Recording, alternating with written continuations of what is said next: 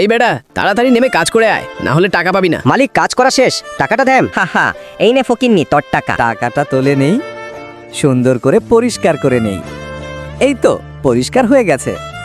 আজকে আমার মেয়ের জন্য ভালো কিছু কিনবো।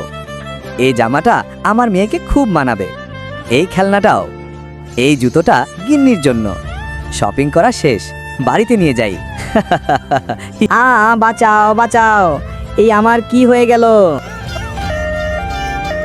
আমার বাবার কি হয়েছে? বন্ধুরা লাইক সাবস্ক্রাইব করে সাহায্য করো প্লিজ।